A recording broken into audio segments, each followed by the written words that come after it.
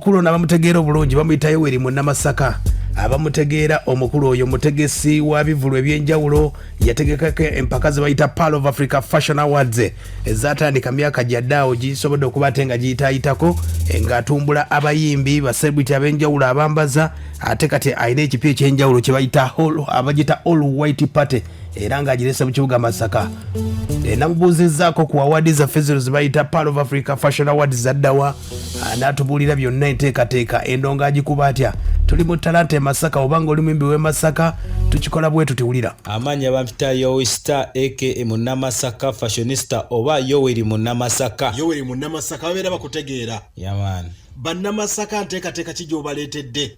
Enteekateeka eri kusiza launch eMasaka ng'ennaku z'omwezi 14th May lunaku lwa Saturday tugenda kuba tuli mu it's a weekend it's a weekend vibe ya lunaku lwa Saturday lwa kuwummula.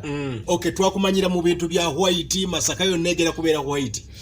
Olunaku nateringa Christmas okimanyi abantu b'e Masaka bakimanyi nti white party uli wagiwulira biba byanjawulo ate nnyo.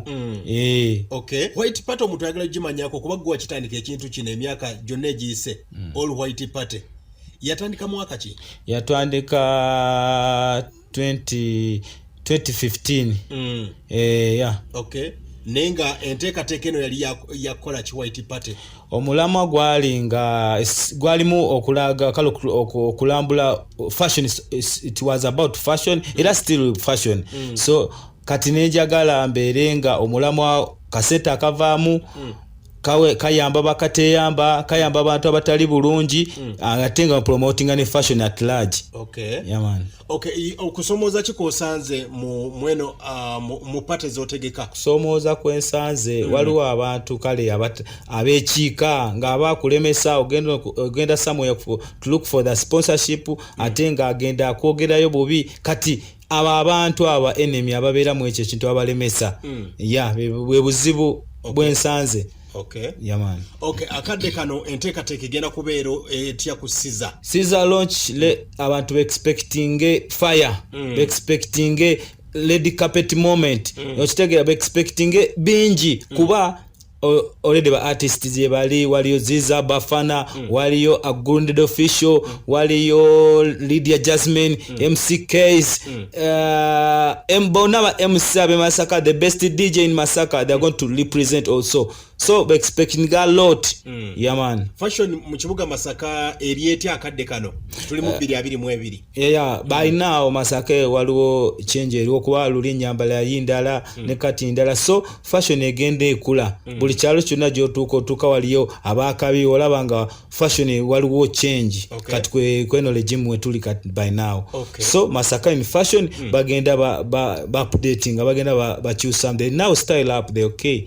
Waliwo abafunye business nga bayise mikono jo. Yeah, nebaza mukama olw'omutima gwe yampa omutima ogw'okuyamba omutima ogw'okwagaliza so abo benze nkola nabo bajjukira oba tebajjukira bajjukira kuba abamu banganda zaffe nga baba balina okujjukira n'ebirungi bye tubakolera era bye tubakolera so bantu bangi be tusitudde mu fashion Kampala Mitiana Mbale Jija everywhere.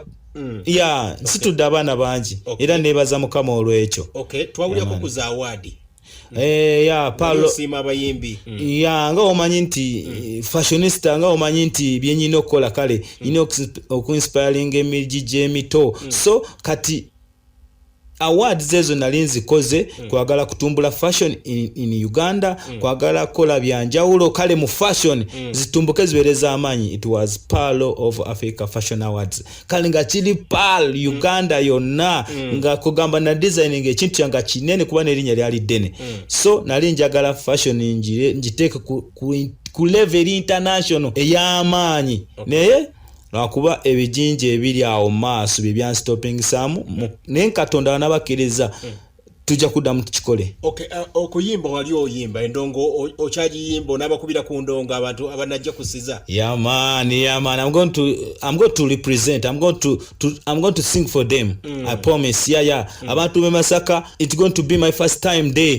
to perform my songs. Okay. So I'm going to sing for them.